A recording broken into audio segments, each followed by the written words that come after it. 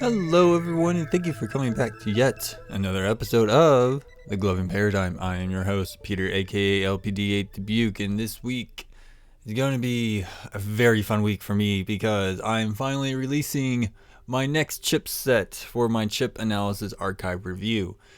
I asked around the community for what type of chipset I should actually review next, and with a resounding sound from the community, the futuristic light ions were the ones that everybody really wanted me to do. So this is that episode. I'm finally doing it after studying these for over a month and testing them and working with them and just tinkering and trying to figure out so many different things with them. I kind of settled with what I have learned from it, and I feel like I've gathered enough information to actually give my review on these lights. And I will just say right off the bat, I didn't really go into looking at these lights with a whole lot of expectations.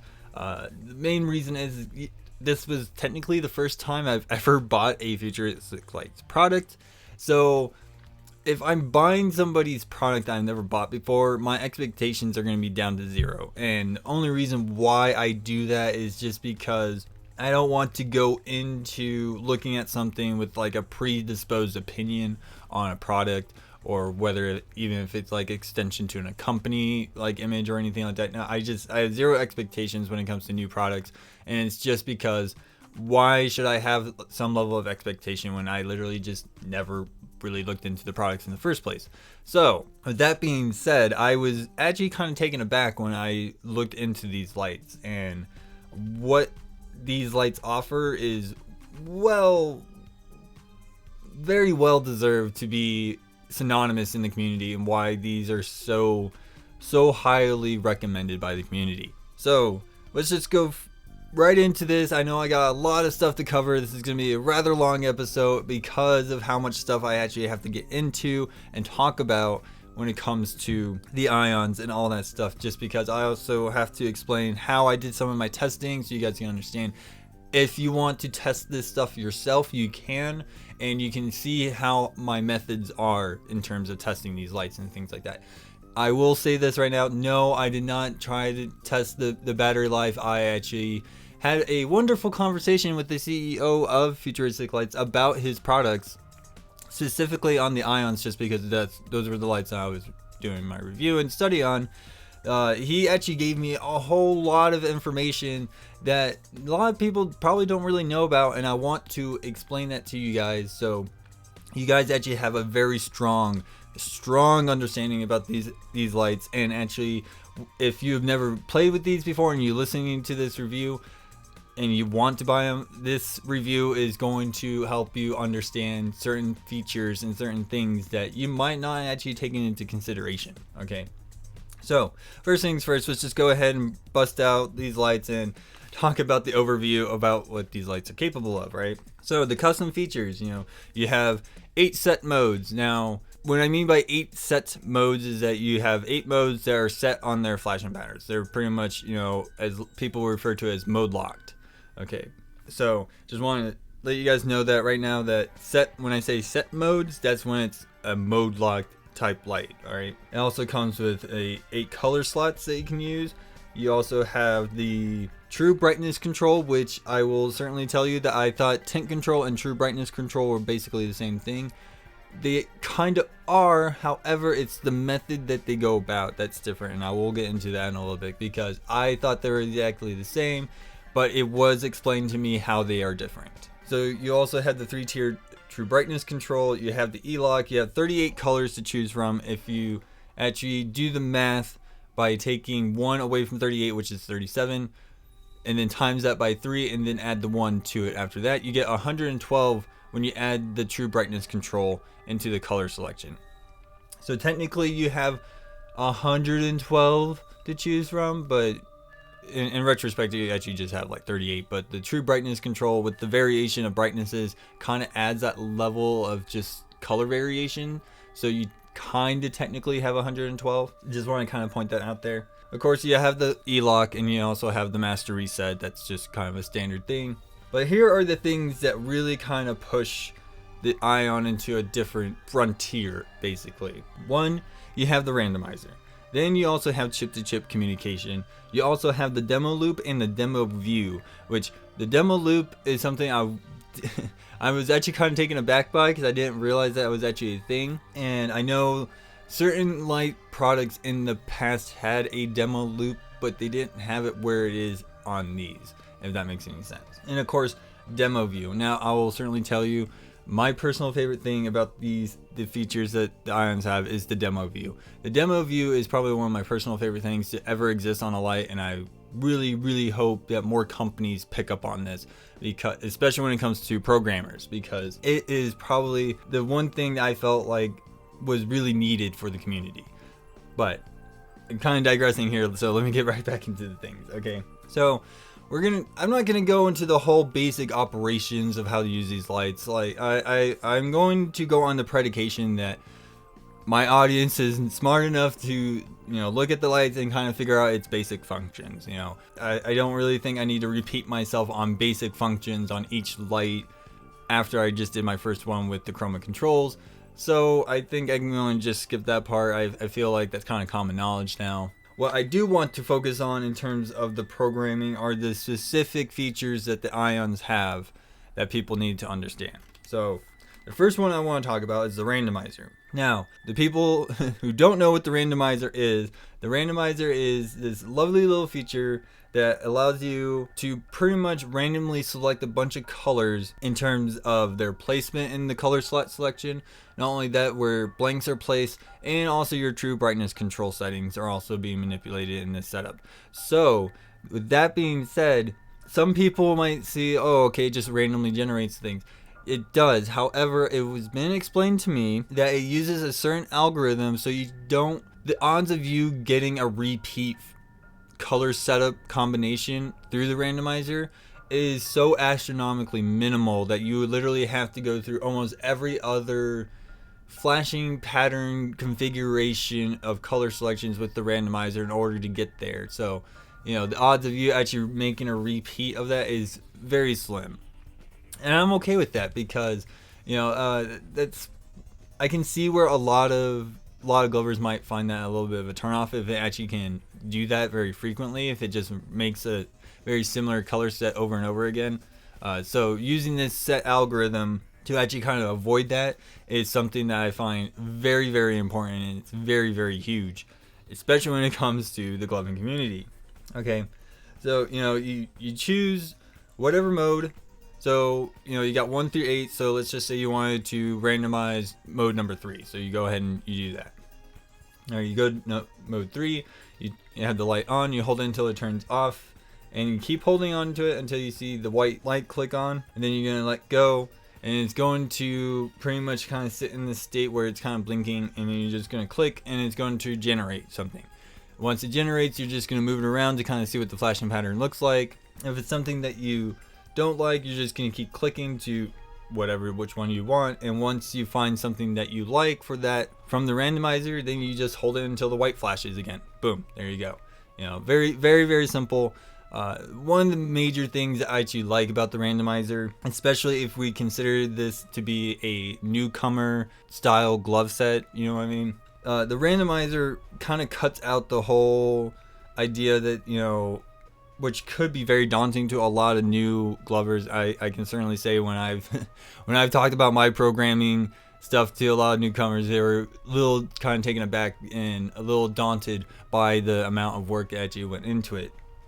So, not everybody is like me who can actually sit there and actually plot out how they want their glove sets to look like and all that stuff, and I totally get it. Some people just don't have the time or even want to invest the time in doing that.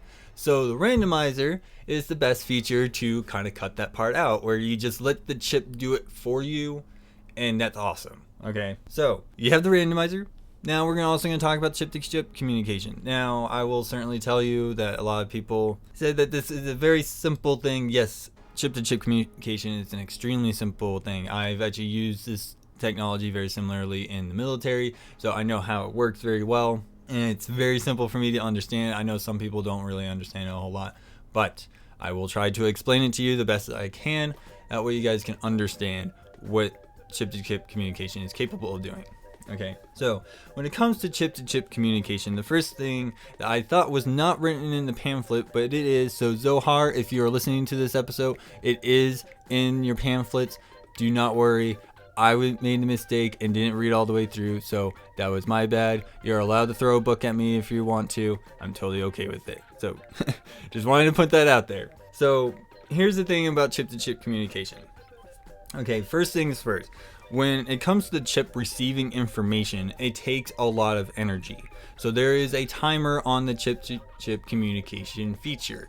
So to activate the receiving portion of your chip-to-chip communication, you just simply turn on the light and then turn it back off.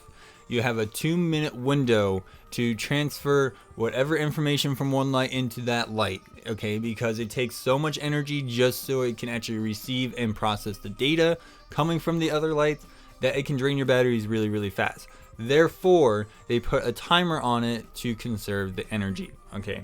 So I just definitely wanted to stress that to you guys. Please understand that I know a lot of people think that receiving information shouldn't actually take a lot of energy. No, it takes more energy to receive information than it is to transmit the information. Just speaking from my own experience of being in the Signal Corps in the Army, you know, it does take way more energy to receive because you're not only trying to collect the data, but you're also trying to process it. And if it's encrypted in any way, it's going to take even more power just to decrypt it and process it even faster, you know. So please understand when it comes to signal, especially in the receiving part, it takes lots of energy because you have to just gather all that data because, you know, I'm not saying that with these lights they kind of shoot it out like a radio wave, but just from my experience when it comes to radio waves or any satellite signalings or anything like that, it takes a lot of energy to collect that data from the air. Okay, so please keep that in mind. If you are somebody who just decided they wanted to reprogram their ions and you only take one of your ions and start programming it and then try to point it at your other lights, it's not going to work because the receiving portion is turned off. You have to turn on your lights and then turn them right back off to turn on the receiving information part of your lights. Okay, so I hope that was pretty much all I need to explain to you. I will say this, that if you aren't really sure where the sensor is up on the top near where the button is. You don't really have to like point right into it or be on top of your light. You can actually hover right above it. I just want to let you guys know that the sensor is up where the button is. It's not on the button, but it's near the button. So just keep that in mind. Okay. Now, here's one of the things I'm very, very excited about when it comes to the ions. And demo view is amazing. It is probably one of the best features any intro light can ever have, especially if you're considering this as an introductory light set. Okay, so how demo view works is when you're actually doing your manual color programming. Let's just say I wanted to make an 8 color set, so you know I just choose 8 random colors. I start choosing my first one. So I choose my first one and I'll see the light have that selected color. I'm like, all right, cool. Then I'll go to my second color. Then what you're going to start seeing after each selection of your colors, the light is going to preview your selections right there, including your blank placements, your true brightness control settings, all that stuff. Okay. Now, after each time you select, it's going to preview. That's what they call demo view. This is huge. I find this to be one of the most important things in the lights above all, because just from my experience of being in this, in this art form for nearly 10 years now, the one thing that always aggravated me when it came to programmers is that I never really got a good preview of what I was programming. Now, I know when it came to like Amazing Lights products, like you choose your colors and it'll flash your colors, but it wasn't really demoing what you were creating. And that's what I love about demo view, is because it literally, not only does it show you your color selections after each color choice, but it's also showing you within the flashing pattern that you're programming as well. That is huge. That is so huge. That is probably one of the biggest features I will always ask for out of any lights, is just have that kind of demo view setup, because I'm that type of person who has an idea of a glove set, and with a combination of colors and flashing patterns that I think would look really, really cool, but it turns out that it just didn't really work out in my head. It looked cool in my head, but it didn't really come out out in practice, and that's a big problem. So Demo view is probably one of my personal favorite features on the Ions. I hope that they continue putting this on all of their other products because it is just probably is so huge. It is so important to me, and I think it's really important to a lot of newcomers who are actually trying out manual color programming. If they actually wanted to try out doing manual color programming, this is something huge, because if they're seeing something that they thought was working is not actually turning out the way that they want, they can bail out on it and fix it and change it into any way they want. That's awesome, you know. Okay, then of course finally I definitely want to talk about the demo loop. So when it comes to the demo loop, when you first turn on your light, the demo loop is going to be activated. Okay, so it's going to start on the first mode, which is just regular strobe, and every 12-second intervals it's going to change to the next mode automatically for you. Now, what this actually offers in terms of newcomers is just an easier way for you to kind of dip your toe into your lights changing without you actually having to do all the manual work. Now, I know some people might say that might be cheating or might make you a little bit lazy.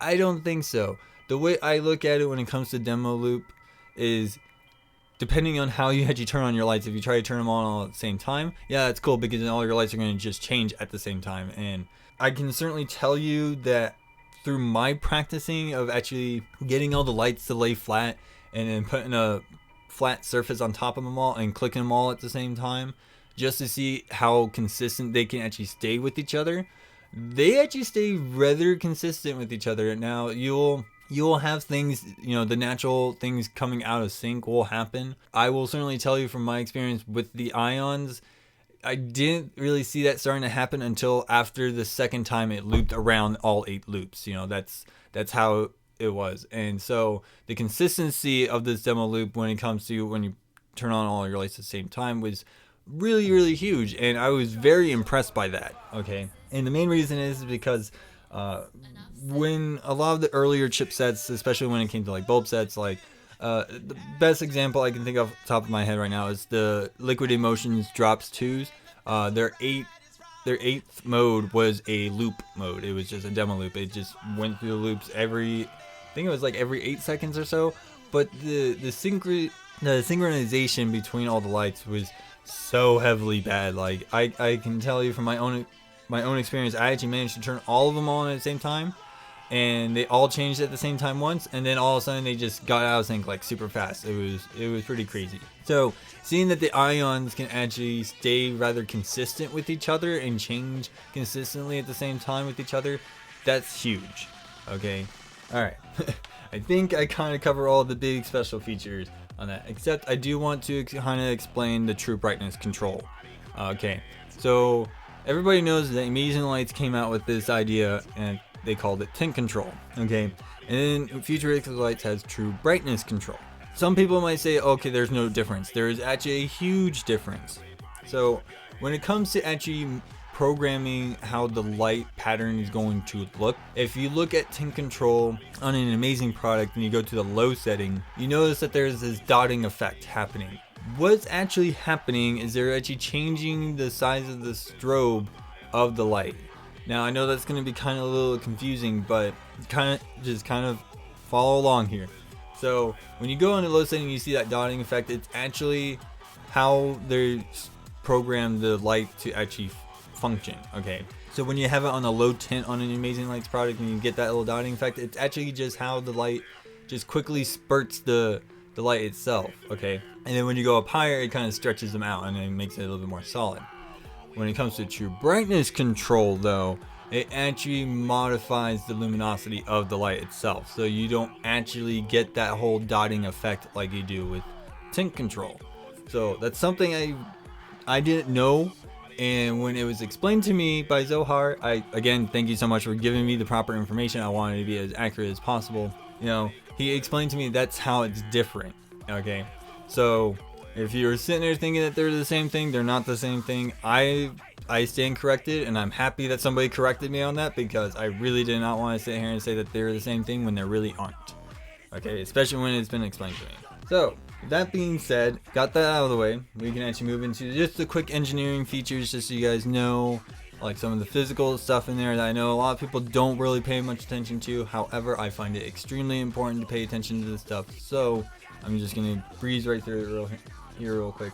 So if you actually take the light out of the casing, which is just a silicone rubber casing, super easy to pull in and pull out. It's just perfectly perfectly the way it is. Okay, so you have the battery arm with the reinforcement plate. Now when you actually look at it, you kind of get this little trapezoid with the arm sticking out. Now this is Futuristic Light said that they were the first one to actually do it in this setup, and I can totally understand why, because it actually makes it a lot easier to pull in and out. I'm not saying that how Amazing Lights had their battery arm configured is bad. It's actually just fine. It's just as good. I never really had an issue getting my batteries in and out of there. And I don't have any issues getting the batteries in and out of an ions either. So, to me, when it comes to the battery arms thing, it really just kind of depends on the manufacturer's personal preference. However, I will point this out because I was looking at it and was trying to figure out for like the longest time, and it wasn't until Zohar actually pointed it out to me that it was actually on purpose for a feature. So when you actually look at the battery arm, when you pull the battery or pull the light chip out, you'll notice the whole little trapezoid thing. Well, when you look even further, you'll actually see that plate on the very top actually bent down and go straight underneath the light. When I was looking at it, I was like, what on earth is this here for? Like, I was kind of confused as to why it was there. It has been explained to me that that little plate that's underneath the light that's on the battery arm that kind of looks like extra material sitting there, it was actually purposely made into the feature to reinforce the light to help prevent it from being bent down so easily. I can certainly tell you that I've looked at my chroma controls, and now granted I've had these chroma controls for like years, like this is after years of of use and abuse, that I noticed that some of my light bulbs are actually bending downwards. I have not tried bending them back because I am terrified of breaking them. I'm just letting them be where they are and just let them be happy like that. That was actually something very interesting to me to know that a company will actually kind of built in extra reinforcement features in other parts of their products. So like with the battery arm, having that extra plate, keeping that battery, keeping light up in the spot where it needs to be, that was crazy. I was literally trying to figure that out for like 3 days why it was sitting there. And it wasn't until I actually had that conversation with Zohar that he actually explained to me why they did that, because it's built in to the light itself, and so it kind of keeps it self-contained kind of deal, and that's great. Okay, and of course we use 1225 batteries. 1225 batteries are really small. They're nano size. I will certainly say that these thus making these lights smaller than the width of my finger, which is pretty huge. I was very used to having like 1620s being the size that I'm always using, or something like that. And so yeah, that's pretty huge to be on a nano size. And of course, one of the big things I definitely want to talk about is that they use a frosted bulb. I am a huge proprietor of the frosted bulb. I know a lot of people might say I'm crazy, but you have to understand when it comes to the 3 diode system, the fusion needs to happen properly with those diodes, because that's how additive color theory works. You need to have that medium to blend it all together.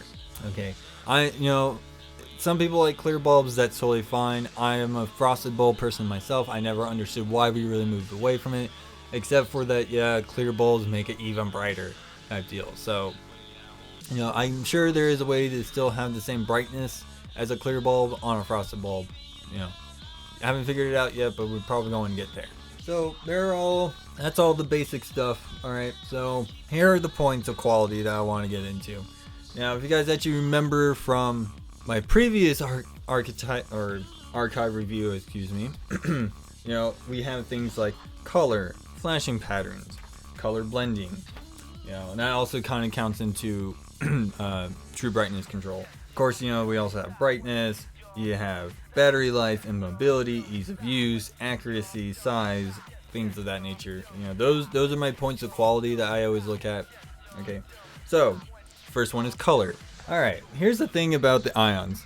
Having 38 colors is huge. I can't even think I don't even think Amazing Lights had ever gotten to that high. If I actually remember, the highs they went was 36 on the chromas. That's pretty much how it is. And I'm not saying that, you know, we need more. Like, I honestly think any more than 40 colors to choose from, I think that's the max that we actually should have. Now, I know some people might say that I'm crazy, and I know that when you talk about like the spectras in the app, that you actually get even more colors. But I'm not counting that in this. That's just going too far out. Especially when you're actually considering, if you're trying to compare like the spectras to the ions, I really, that's you can't really do that. That's like comparing, you know, a handgun to a freaking nuclear missile. Like, that's just, don't do that. You know, this is on the same scale and the same level as the chroma controls. So if you're going to do a comparison in terms of cross products or cross brands, you gotta keep it within the same scale. Like, just saying that, you know, trying to compare the spectra to the ions is just, to me, that's just ridiculous. If you're going to do that, you're going to have to do that with the atoms. All right. So when it comes to the colors, you have 38 colors to choose from. Of course, like I said, if you add the true brightness control into it, you come up to 112. So that is huge. I don't remember the exact number, but I know over 44 trillion combinations with this color palette setup is possible, and that's including, you know, all the mode, you know, all the setups of from one color to 8 colors, you know, over 44 trillion different combinations, and that's not even including the true brightness control on top of that. So if you add it on top of that, you're talking about this huge astronomical number that I think we're at that point in our technology. I don't think we actually need to kind of equate the amount of combinations you can make, because it's just so astronomically high that I don't really see it no longer being a necessity anymore for us to actually talk about. You know, especially like things like how the spectras are able to use a third-party device app to, you know, create and all that stuff with the flashing patterns and all the colors and all that stuff. So just keeping that in mind, that when you do kind of comparisons and things like that, you want to try to keep them within the same power scale of each other. Okay, so with color, it's extremely vibrant and it's very, very consistent when you also look into true brightness control. That was probably one of the big things that I always want to make sure is that if either tint control when it comes to Amazing Lights or true brightness control, like when it comes to futuristic lights, definitely want to make sure to see if the color stays consistent. Now, there are certain colors that I always want to double check and make sure that they stay consistent. You know, one of them being purple. Purple is a really big color for a lot of people, and, you know, so I always want to make sure that actually stays consistent. Purple did stay very consistent. Certain other variations of purple that they have kind of went a little bit more red on me, but that's something that's very, very slight, and I don't think a lot of people are going to notice, as opposed to like me, who's actually like looking for that kind of stuff, you know. Now, when it comes to the colors, you have a very wide palette. Again, 38 colors. One of the things about this color palette, though, and I'm very, very happy to see, is that there's like 5 different versions of purple to choose from. You know, you have like true violet, actual purple, you know, magenta, or I don't even actually remember all the names because there's just so many different names that they have on this light in terms of their colors, that I just know that there's at least 5 different versions of a purple on there, and that's huge. Now, I'm not saying Amazing Lights doesn't do that. You know, if you're talking about the spectras, I'm not counting it. I'm talking like with the chroma controls and things like that. You only had purple and lavender, and with futuristic lights giving me 5 different purples, that makes me happy. I'm happy to see that there's at least, you know, more than one that I can choose from, or more than 2, because I don't even really count lavender as like a purple, because it's like almost white sometimes to me. So that being said, you know, having more variations of purple to choose from is really, really huge. I will certainly say I do kind of miss the whole chromatic setup like Amazing Lights has, that Futuristic Lights doesn't use. However, I totally understand what they're doing with it, and I'm okay with that. You know, and it's really, really easy to follow the pamphlet in terms of the color selection, so don't worry about that. And of course, number of combinations is astronomical. I don't even think we can actually equate that. I only was able to equate when you count the 38 colors and you don't even constitute a true brightness control into the mixture of that, and still came out with over 44 trillion different combinations. So, you know, things are being put into perspective for you, hopefully. Okay, Now, when it comes to the flashing patterns, I know a lot of people are like, well, I hate being mode locked. Let me talk about that in a little bit. But, the flashing patterns, I actually really like how Futuristic Lights actually explains to you in the pamphlet how these flashing patterns work. So, a great example I'm going to use is dash stops. When you read in the pamphlet, it will actually tell you the first color selected is going to be the dash, and every other color selection after that is going to be a dot.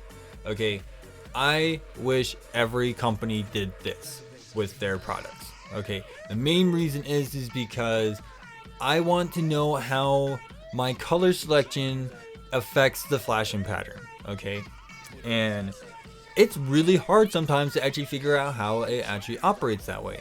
So with Futuristic Lights actually telling you how these flashing patterns work and how your color selection actually affects the flashing pattern in whatever way you're trying to do, that is huge. I literally instantly fell in love with the dash stops flashing pattern. I instantly there's so many things you can do with that.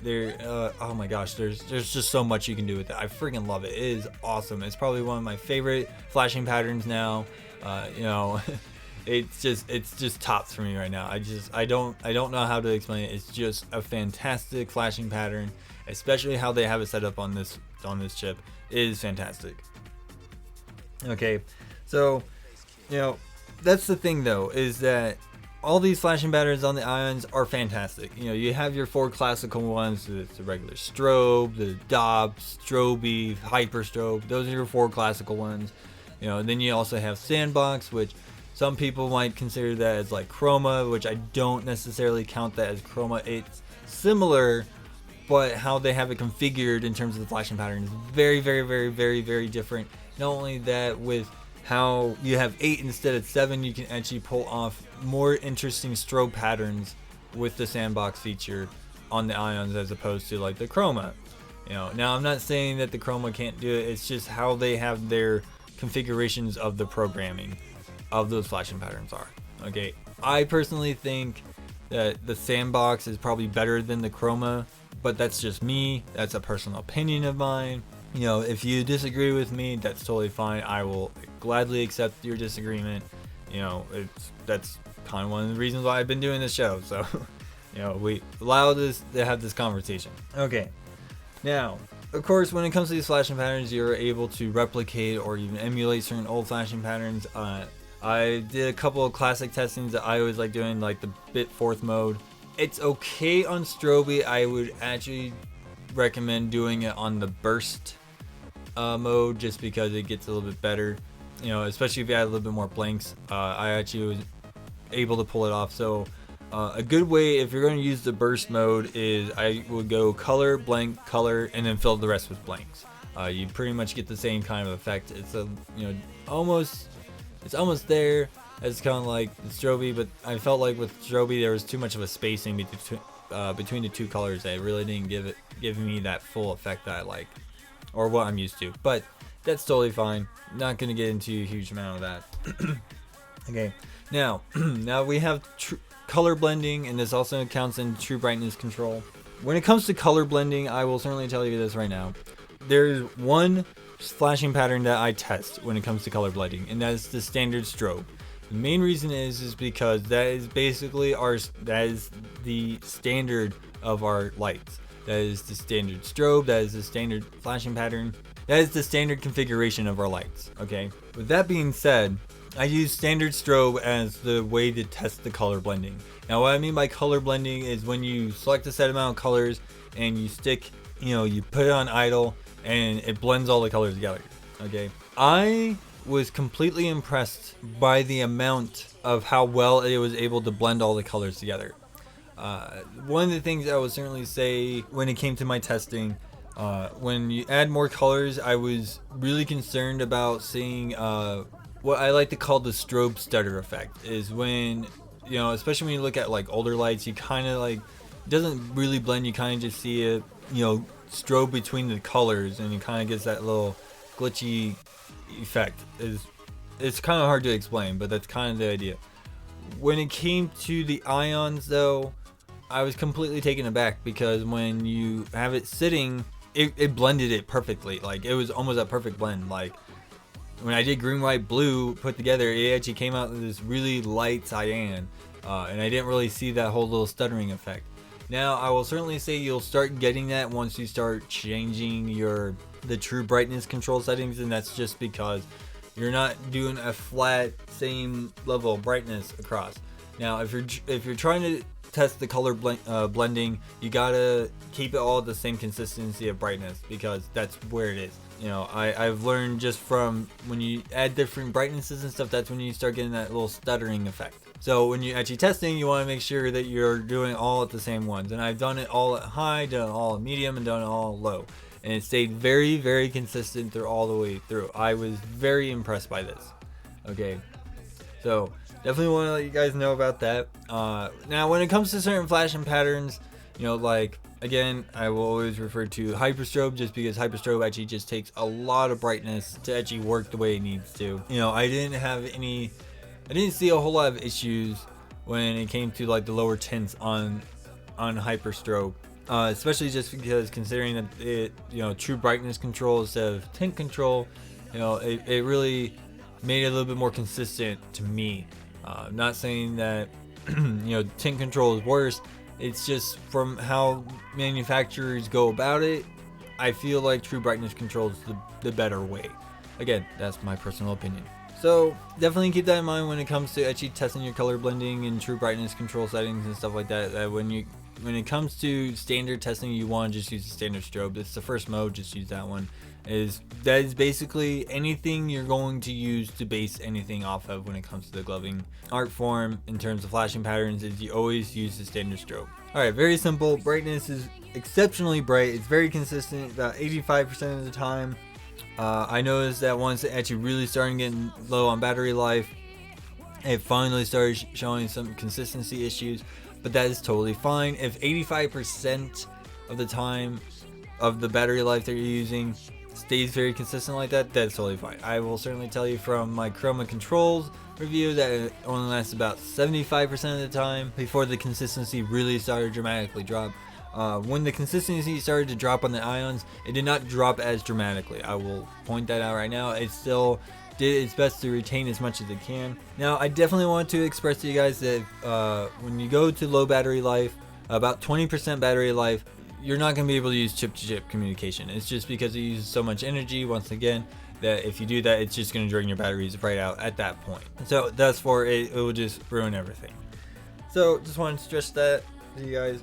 There is a drastic difference in terms of brightness when it comes to high and low settings. However, the colors should stay consistent, which is very important. Of course, with the battery life, depending on your configuration, whether it's your flashing patterns or your brightness settings or the color selections you chose from and all that stuff, you get anywhere from 12 to 18 hours of battery life.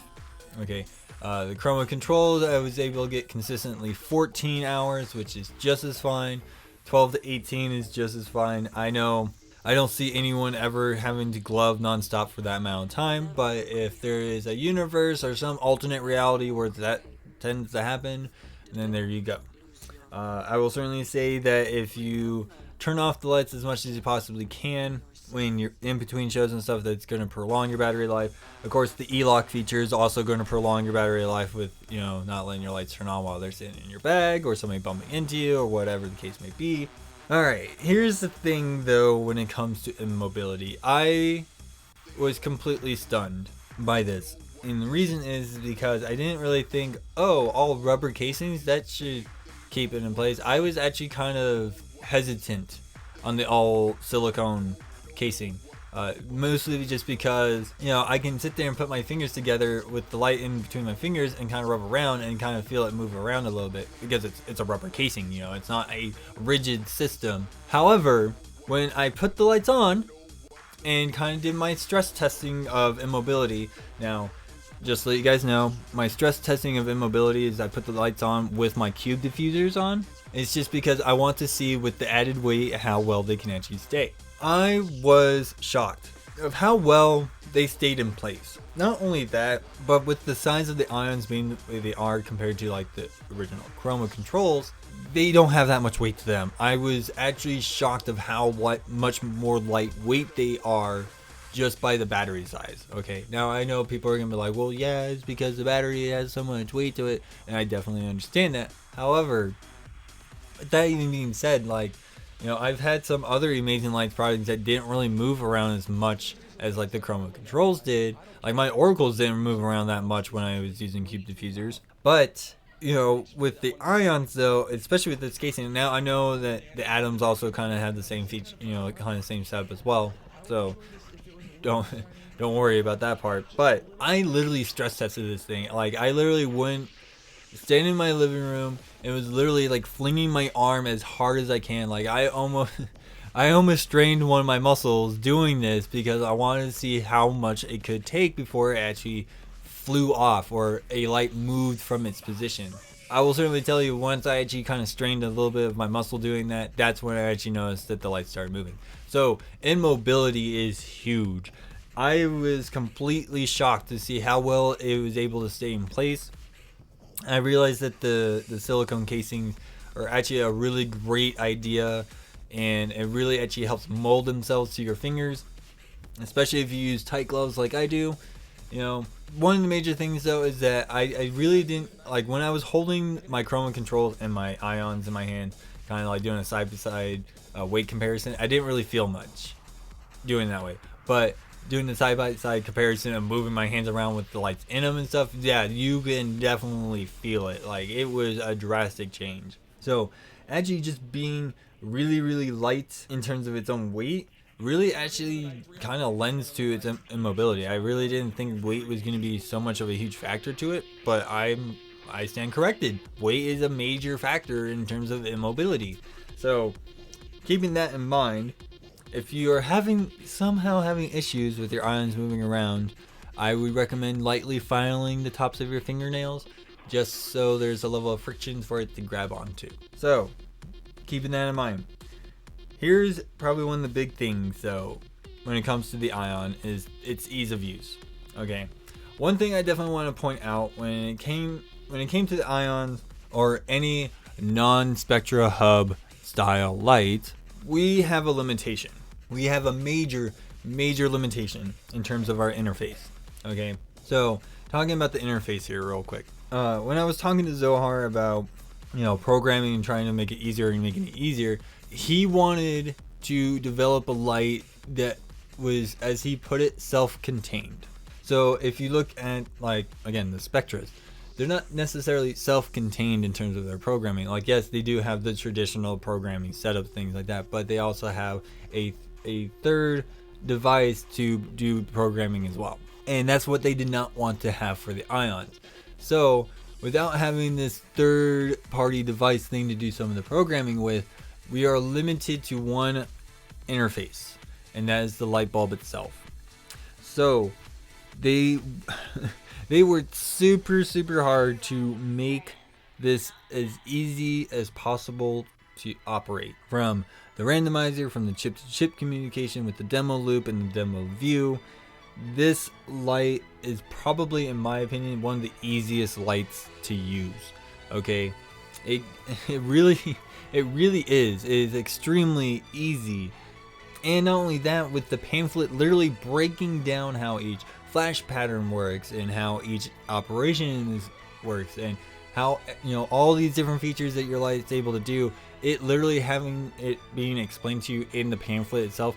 I really don't even think you need this review. I would just tell you to go buy the ions and read the pamphlet very carefully, and there you go. You know how these lights work in full force. Like, you know exactly how the flashing patterns work. You'll know exactly how the randomizer and the chip-to-chip communication and all that stuff will work, because it's all self-contained.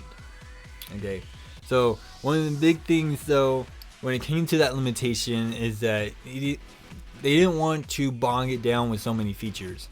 So one major thing is being mode locked. I really don't think newcomers really need to worry about placement of what flashing patterns and what order. I feel like you're giving so many options to a newcomer, they're just gonna get stuck, and they're just gonna sit there and be like, I have no idea what to do because there's so much to do. So bringing that limitation into this and mode locking the ion is a great step. Of course, I know there are some people out there that are like, I don't like being mode locked, I hate being mode locked. Don't worry, I'm one of those people. I like having my flashing patterns wherever which way I want. However, I'm the person who likes to advocate the idea that restriction breeds creativity. Okay, working with the Chroma control, not the Chroma controls, but the Chroma 24s when they were mode locked. I worked around that. I worked around being mode locked. I was able to recreate different flashing patterns on different modes that I was using. Granted, flashing hyper strobe was like probably the hardest one to work around with, just because of the flashing pattern itself. That's just how it is. However, that's something I felt was actually important when it comes to an introductory set like this. Okay, because the way I'm looking at it is that if a newcomer actually is like, well, I actually want to try to have this flashing pattern in this spot, how can I make this flashing pattern replicate that one? Okay, that's the idea I'm hoping. And I actually talked to Zohar about that, and he kind of agrees with me. This is the idea that he was hoping for, is that people start actually sitting down and thinking critically about their selections and how they program and how to work around the flashing pattern restrictions and things like that. It is, again, it's being the door, allowing the people to open it type deal. They're showing them the door and they're just opening it on their own. Okay, so I will certainly say the ease of use of the ions is probably the biggest defining feature of the ions, because even I picked it up, and yeah, granted, I had a couple little hiccups here and there because kind of breezed through the pamphlet and didn't understand chip-to-chip communication timer stuff. So, it's just one of those things. So, but even then, like, I figured it out within a matter of minutes. It wasn't like, I was stuck for 2 days and I had to go online to ask a bunch of people. But I'm not saying that the people who do that is bad. I totally understand. Communication is huge and it's key in this community. So, I'm always the type of person that if you feel like you need help on something, you can always ask me. I'm always willing to help, even if it's not, even if it's a product I've never touched with my hands before. I will still try to help you out, type deal. So knowing that the ease of use is actually very geared to newcomers is actually very important to me, because when I was talking to Zohar about this light was specifically made with the newcomer in mind. However, they packed it with enough features and things like that even an enfranchised glover such as myself, who's going on to 10 years now, can thoroughly enjoy this light.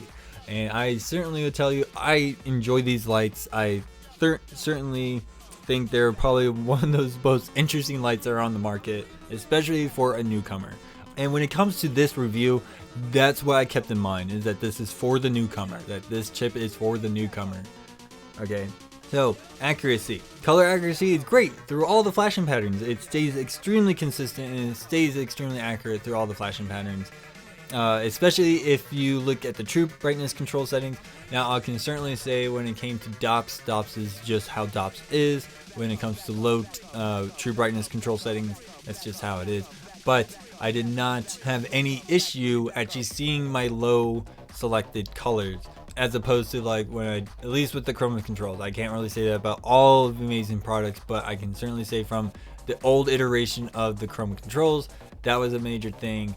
Low setting or low tint settings on dots was never really working well for me. I never was really able to see it. With that being said, it's just extremely accurate all the way through. I'm very, very happy to see that, and just knowing the difference between true brightness control and tint control actually makes or breaks it, in my opinion, kind of deal.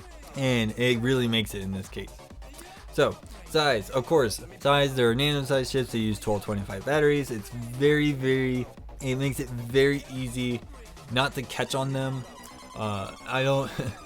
If anyone out there, especially if you've been, joining the gloving community within the last, I want to say 4 years, I kind of want to point this out. Not a lot of you have tried gloving with nothing but iNovas, And from my experience, that was kind of difficult at times, because when I do finger rolls, my fingers are very close together, so they tend to catch on each other. Of course, I have learned to adapt to keep my fingers spread to do finger rolls and stuff like that. But making them just small enough that even when you're doing your things that you don't catch on them very easily is huge. And that was one of my big pet peeves a lot of the times, is when my fingers would catch one of the lights when I was trying to do something. And of course, being a nano chip, it makes it extremely lightweight. I will certainly tell you this. Now, if you're going to weigh out different lights to see which one's heavier, that's fine. I don't think that's actually necessary to actually figure out the weights. I was going to try to weigh these out, but I couldn't find my scale because I don't know where it went. But it doesn't really matter. I feel like if you're going to test the weights of your lights, you just stick them in the gloves and you just fling your arm as hard as you can. You know, you do massive flails in order to test this, and I feel like that's where you're really going to understand the weight of your lights. And yeah, I will certainly say, if we're going to be moving into the nano chip territory with our lights, I'm totally on board now, and I will certainly say the ions is what convinced me to go to a smaller chip size. I will still use my chroma controls. I will certainly say the size of the chroma controls are not the worst. I can certainly tell you from my own experience, they are not the worst.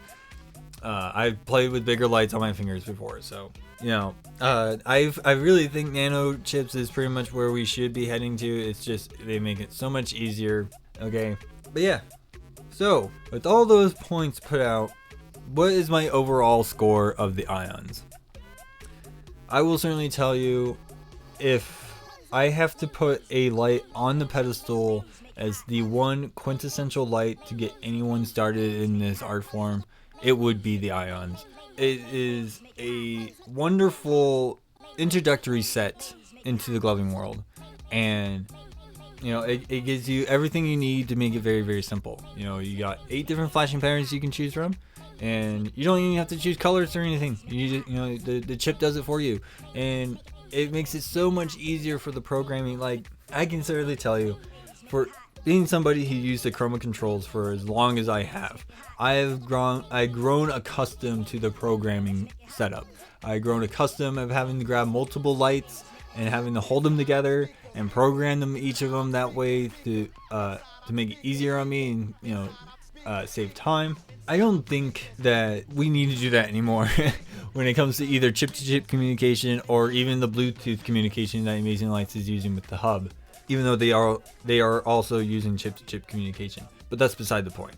Okay, to me, just being somebody who's been doing this for so long and actually having something like the randomizer in chip-to-chip communication, I will certainly say to all the newcomers who have joined the gloving community within recent years, you people are extremely spoiled now. Okay, I can tell you from starting in my gloving career, it was not that easy. You know, we didn't have programmers back then. You know, we didn't have any of that stuff. We had to buy the bulbs and clip them off and all that stuff. So I'm certainly telling all of you newcomers that are coming in within the past like 3 years or so since the ions have been released, you guys have been extremely spoiled, and I'm totally okay with that. Like, I still to this day I will say that this is the best budget intro set to come out on the market. It gives you everything you need in one light, and it keeps itself self-contained. Now, I'm not trying to knock on any other products. I'm just saying, if I put this in a vacuum and look at it just for its standpoint of what it offers to the community, this light does it all. Okay, it does everything, not only for newcomers, but to enfranchised glovers such as like myself. You know, just from all the reviews that people have said about it, the one thing that I will certainly say that the ions have over the chroma controls is its wide appeal. Okay, now I'm not saying that the chroma control doesn't have a wide appeal. They do. You know, a lot of newcomers who are very interested in, you know, the whole mode reordering thing feature that the chroma controls do have is great, but I will certainly say the ions, they have such a much wider appeal. You know, because I talk to people who've been doing it as long as I have, and they say that there's just something about the ions to them that they just thoroughly enjoy. And you know, the one word that even Zohar has told me that he's heard a billion times, and I've seen people talk about it a billion times, is that these are just fun. They're fun to play with, they're fun to work with, everything like that.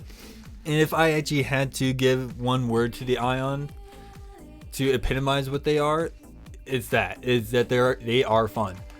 I thoroughly enjoyed playing with these and testing these out. I really have to thank the community for telling me to do this review, because I really had no expectations going into this, and especially when it came to futuristic lights. And that's just because I'm not trying to be ignorant. I'm trying.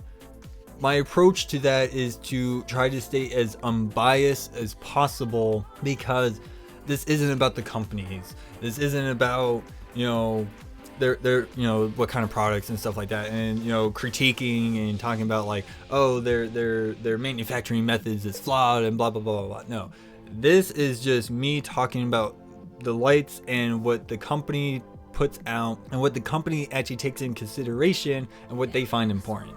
Okay, now I'm not saying any of that when it becomes between FL and EL and KEK and all that stuff. It's to me, it's just, I want to give you the most unbiased, thorough explanation and review of each product, so you can just look at the products for themselves and just be like, that's what they are, and go from there. That you make your judgment call. You can agree or disagree with me about these all you want, and I'm totally fine with that. But this is how I'm looking at it. And yeah, the Ions to me are the best intro set. Is, they're extremely budget friendly. They're considered the best burner set amongst the community. As much as I really hope that the term burner set dies off with the whole idea that, security keeps taking our gloves. Once we actually stop having that kind of problem, I will be happy to never hear the term burner set ever again. So yes, overall, I'm just going to say it. Ions get a 10 out of 10 for me. Like, the main reason why it gets such a huge score is because solely of its wide appeal to the community. Everybody who's ever played around with these lights always talk about them for, days, months, even years after they've done it. It's it's actually kind of crazy of how many people, it's so synonymous in our community now when it comes to the Ions, that I really don't think any other light, in terms of the placement of the tier of what lights are doing, I don't think anything comes close to the Ions when it comes to an intro set. If Amazing Lights had the Chroma 24s, but they kind of modified it so it's still like the Chroma 24s, maybe a couple other colors, maybe change up one of the flashing patterns here and there, but having that mode lock intro set and making it cheap is huge. And I really think that's where a lot of companies should actually consider going when it comes to having an intro glove set, is that you just don't give them all this stuff really fast, like give them really cool features, but keep it simple enough where they don't feel so overwhelmed. Because I can certainly tell you, when even somebody is in franchises I am, when I got my hands on the Chroma controls for the first time, I was kind of actually I wasn't stuck or flabbergasted by it, but I was kind of actually like at a point where I'm like, oh my god, what do I want to do with these? Like, what am I able to do? There's so much I can do. What can I come up with? And you kind of going, I don't really know how to explain it, but it's that point where there's so much you can do, but nothing's coming to mind of what you can do, type deal. So definitely that's something I feel like taking the mode reordering and stuff like that out of the equation to just make it easier for the newcomer to understand is huge. And of course, making it very easy for them, like with chip-to-chip communication and the randomizer, the demo loop and the demo view and all that stuff. It's just fantastic. That's everything. If I was a brand new glover, this is all I want. Everything that the Ion is offering is what I would want as a new glover. Now, I know that might be a little bit drastic for some people to hear me say, but I can't really see any way to make this easier on a newcomer than with the current configuration that the Ions offer. Okay, yeah, sure, maybe you have a mode reordering feature added into it and that'll be fine. I personally don't think it's needed. I really don't think it's needed, because within our niche community, there's a smaller niche community of people like me who's like a phaser or have their own style archetype, or they have to have certain ways of certain flash patterns being certain orders for their style to work. And I totally understand it. I'm that type of person that does that. However, I like when I get challenged, and I will certainly tell you that the ions did challenge me in a way that I didn't think they would. Okay, so with the being mode locked was one big challenge that I always enjoy working around with, because it's a very simple restriction that you can work around. Okay, I thought it was gonna be really easy. It was actually a little bit harder to actually do some stuff in terms of color programming and stuff like that, and trying to replicate different flashing patterns on different flashing patterns in the mode lock. But I still had a lot of fun. So I know a lot of people are going to think it's crazy that I'm giving this such a high praise, but this is the epitome of how to introduce gloving to somebody, in my opinion, in terms of a light product. And I think I'm pretty much done gushing over the ions. I think I've done enough to explain everything about the ions and why they're so popular within the community. And the big thing to me is just the wide appeal. They're just so highly wide appealed to the community. I really don't think there's going to be another light that can actually top it in terms of appeal. But you never know. That's one of the things about futuristic lights that I actually really like, is that they're I don't want to necessarily call them the pioneers of gloving, but when it comes to pushing the envelope in terms of breaking the light and breaking the light capabilities, futuristic lights is on a trajectory that makes me very excited to see what they come up with next. Now, I know there has been talk about another product that they're coming out with. I'm extremely excited to see what it is. I'm actually really hoping that Zohar will actually like send me a single copy of this light so I can actually have like a preview of it, because that would be fantastic. Am I wishing in Magical Christmas Land? Yes, I am wishing in Magical Christmas Land for that to happen, but I would love it, because that's one of the things I just love about gloving right now, is the products that are coming out and me being able to test them and just seeing where the lights have gone to since I started way back in early 2010. Just seeing where it's all gone to is just astounding. So I'm very excited, and I hope that will actually happen. But again, I know that's Magical Christmas Land. I'm not expecting it to happen. I wish it would, but a man can dream type deal. Alright, so with that all being said, I hope you guys are still listening and not cut out early, because there's one last thing I want to let you guys know. I am actually going to be giving away these ions. As much as I praised and gushed and adore these lights and how much I love these lights and how great they are, I gotta give them away. And the main reason is because I don't think it's fair for somebody like me who has the opportunity to have different light products and be able to test them and enjoy them as much as I do. My philosophy as a glover is to always give back to the community. Always to give somebody the opportunity to enjoy this art without having to pay an arm and a leg.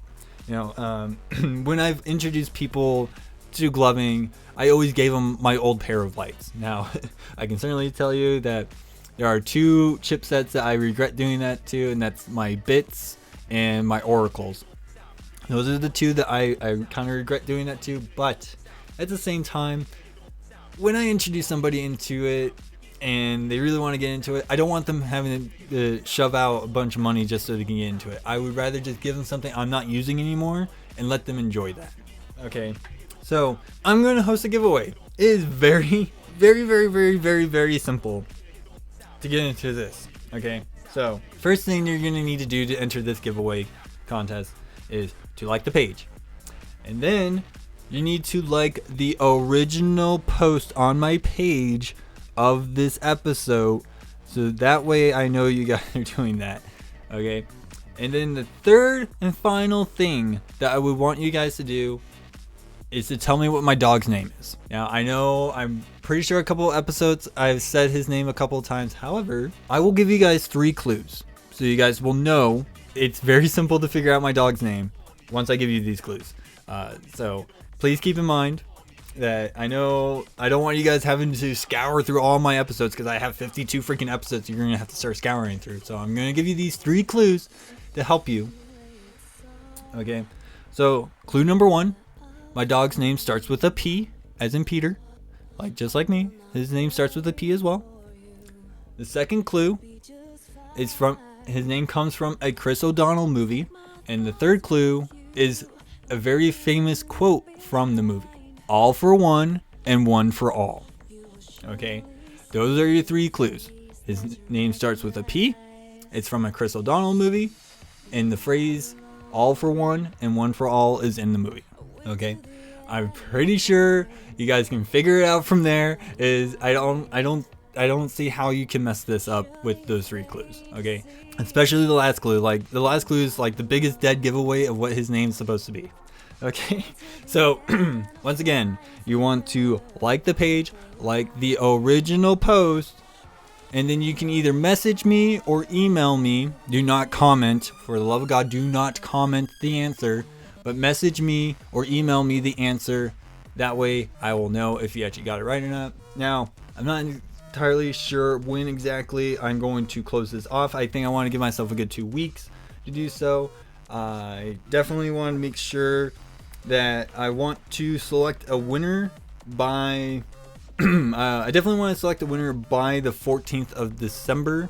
That way I can have plenty of time to actually get that stuff packed up and mailed out to you. So that way whoever wins this giveaway contest will actually have it by the time Christmas is around the corner. I was thinking waiting until about New Year's, but I don't think that's I don't really want to do that. I don't want people waiting until New Year's to start the new year with their gloves. I would rather have them start their Christmas celebration with it. Okay, so once this episode posts, you pretty much have till December 14th to do those 3 things, like the page, like the original post, and then message or email me my dog's name. Okay, so once again, I would like to thank everybody who's been listening to the show so far. I can't tell you how amazing it is to see how far I've gone in just a little over a year. I'm up to 190 likes on the page, so I'm 10 likes away from the next Ask Me Anything live stream. I'm totally excited for doing that again, but definitely want to let you guys know there are various outlets you can hit me up at. Of course, I do have my Facebook page, which is aptly named The Gloving Paradigm. I'm also found on Reddit under the username Mutton Chop Guy, and of course I do have an email, which is muttonchopguy@gmail.com. And of course I do have a Discord server that you can definitely head up at. The link to that will be in this episode's description. If you want to use Discord to tell me the answer, you can get on Discord, get onto the group server, look for me. I'm also Mutton Chop Guy on Discord, and you can send me a personal message that way as well. If it makes it easier for you, do it that way. Just do not comment his name on the post. Just, keep it to yourself, and just either message me on Facebook or email it to me or get me on Discord. Those are the 3 best places to keep it private. I don't want people to, I don't want it given away so easily. So, but that's pretty much it for my episode. I know this went really, really long, and I can certainly tell you that I'm cramming this in on the day of the episode supposed to be posted, because I had a crazy ass weekend. I had to literally drop everything and drive 6 hours out to Vegas because my husband was meeting up with a really, really old Navy friend that he hasn't seen in 12 years. And there was no way in hell I was going to miss this opportunity to meet somebody from that part of his life that I never really got a whole lot of info on. So it was probably one of the best weekends that was spontaneous I've ever had, and it was a lot of fun. So I'm cramming this all in on the day that this episode's supposed to be posted. So, it's just how it is. It's how it's going to be. Alright, so once again, thank you guys so much for listening. You guys are absolutely amazing. I love you guys. I'm your host, Peter, aka LPD8 Dubuque, and I'll see you guys all next week.